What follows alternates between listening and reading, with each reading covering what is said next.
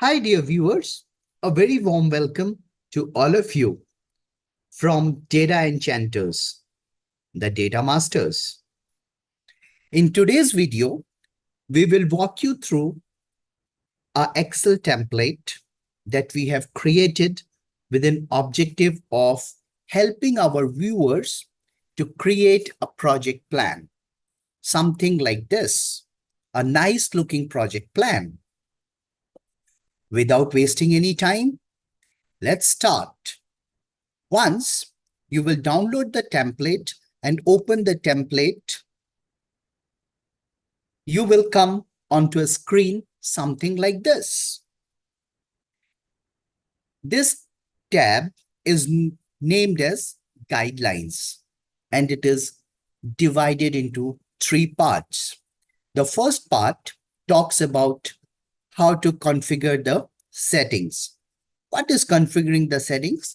That is something we will talk in a while. Then the second part talks about how you will develop your project plan. And the third and last part talks about how you are going to review your project plan.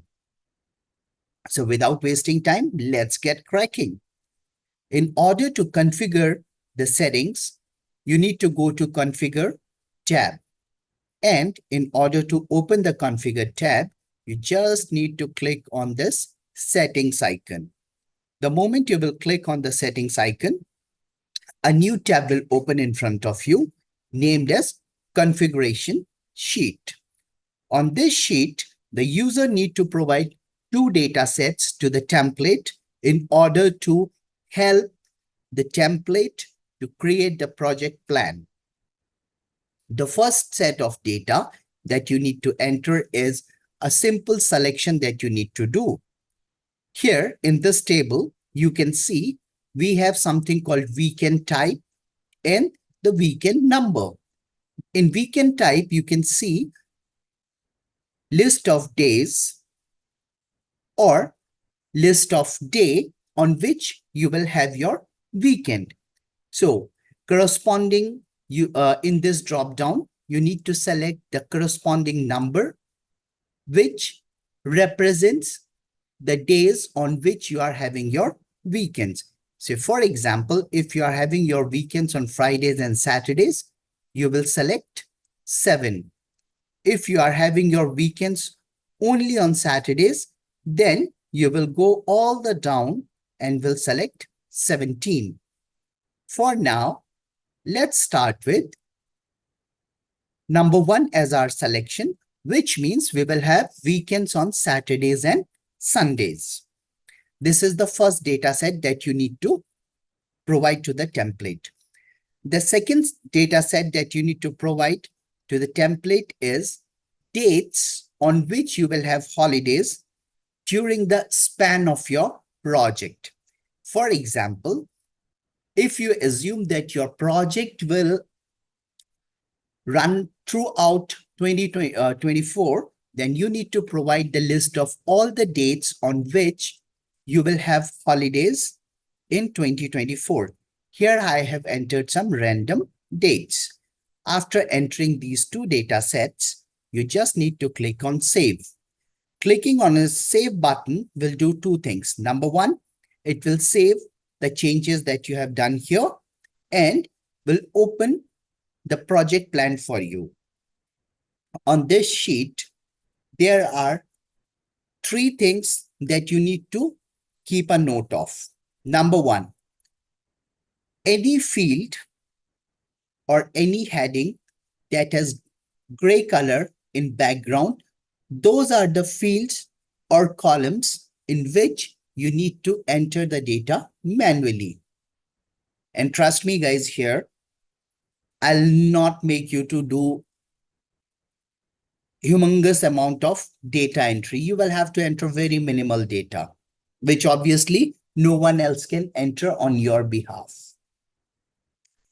The second thing that you need to keep in mind is wherever the field name or the column heading is having a blue background, these are the cells or fields in which you need not to make any data entry. The template will calculate the value basis the information that you are providing and will populate the data automatically. The third thing is in regard to the end date. Here, I would like to give you a clarification. The end date is actually the date on which, at the beginning of that day, the task must be in a complete status. Or you can say, this is the date on prior to which, say here we have end date as 9th of January. So you must finish the task by 8th of January or the very previous working day. So these are the three things that you need to keep in mind. Now, in order to create your project plan, the first thing that you need to do is to enter your project start date. After entering the project start date, you will start entering the details of the task. Here we have provided you with placeholder for 20 different tasks that you can list for your project. The start date of first task, system will pick up automatically from the project start date cell. So that means the task number 1 will start on the very first day when your project is starting. For rest of the task, by default, it will take the end date. So here you can see for task number 8, the start date is end date for task number 7. So the end date for task number 7 is 22nd of January, and the task number 8 will start on 22nd of January itself. But I told you something. If the heading is having a gray background, here you can enter the data manually as well. If you want to enter the date manually, the start date, you can do that as well. For example, here, the end date for task number 1 is 9th of January, but the start date for task number 2 is not 9th of January, but it is 5th of January because we have entered this date manually. Then you need to enter the estimated duration of the task. Basis the start date and considering the duration of the task, the end date of task will get calculated. Wait a minute. I see a problem here. What is the problem? The problem is my task number 1, the start date is 1st of January. The duration is of 2 days, but still the end date is 9th of January. Looks strange. For task number 2, the start date is 5th of January. For task number 3, the start date is 4th of January. But the duration for both the task is 2 days. But still, the end date for both the task is appearing as 10th of January. Do I have a calculation mistake? Wait a minute. Here, my start date is 10th of January. The duration is of 2 days and the end date is coming as 12th of January. So here I have a gap of almost 8 days.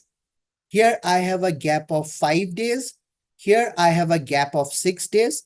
But here I have a gap of only 2 days. What's going on here? Trust me, guys, there is no calculation mistake. Let me explain the logic behind this.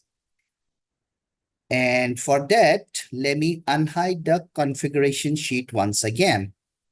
And there are some columns which are hidden. So let me open those columns as well. Now here, I have entered the date from 1st to 10th of January. 1st of January falls on Monday. Then Tuesday, Wednesday, Thursday, Friday, so on and so forth. Now, have a look at this. In our holidays calendar, what we said, 2nd of January is a holiday, 4th of January is a holiday, and 5th of January is again a holiday. And then we have 6th and 7th, which is a a Saturday and a Sunday, which is a weekend. So obviously, we will not be working on 2nd, 4th, 5th, 6th, and 7th. Then 8th, Monday, again, it's a holiday. So we have a long holiday here, or sorry, long weekend here. That is what is making the entire difference. I'm starting working on my task on 1st of January. I worked on my task on 1st of January. 2nd January was holiday. I never worked on my task. Then I worked on my task again on 3rd of January. I finished my task on 3rd of January. So on the beginning of 9th of January, that is in the morning of 9th of January, my task should be completed. That's the reason why, though my task is starting on 1st of January, I have a duration of 2 days, still my end date is coming as 9th of January. What is happening with the 5th of January? I have put the start date of my second task as 5th of January, which is a holiday. I'll not work on 5th of January. I'll not work on 6th of January, not on 7th, not on 8th. I will start working on 9th of January. So 9th and 10th, I'll finish off my task. Similarly, 4th of January is again a holiday. But when I'm putting my start date as 10th of January, my end date is coming as 12th of January. Because here, if I'll put 11th, 12th. So Wednesday, Thursday, and Friday. So I'll start my work on Wednesday, Thursday. So these 2 days I'll work, and by morning of 12th, my task should be completed. So that's the reason here, the gap is only of 2 days. So that's how you will create your project plan. So for creating your project plan, the only 3 inputs that you need to provide to the template is your obviously task name you will put, your start date, and the duration of the task. End date system will calculate at its own basis the details that you have provided on the configuration sheet. Now here, you can select the status of your task from the drop-down list, whether the task is not due as of now. So the moment you will change the status of the task, the bar pertaining to that task showing the status will also change. Moreover, it will cover the entire span of task, not the beginning or end of the task. So the moment you will keep on changing the task, the status of task, the color of the status will change, and accordingly, the color of the bar will also change. Now you want to review the project status. And as I told you in the very beginning of this video, that let's assume that our project is going to be spread throughout 2024. So in that case, how you will review the status? So to make the review easier, to just be focused on that particular date and checking the status of various tasks, what you need to do is just select the date on which you want to review the status of the project. So for example, let's go to 11th. So on 11th, there is only one task on which I need to work, that is task number 4. And unfortunately, it is progressing, but it is delayed. Now I go to 12th of January. So on 12th of January, I have 2 tasks, that is task number 4 and task number 5. Whereas my task number 4 is still in progress, delayed, but my task number 5 is already been completed. So that's how you can have a focused approach. So here from the list, you can take out any date and you can simply scroll through to figure out on which date you are trying to review. So on say 15th of July, there is only one task, that is task number 18, but the status is still not due. So that's how you can review your project status as well. I hope you will love using this template.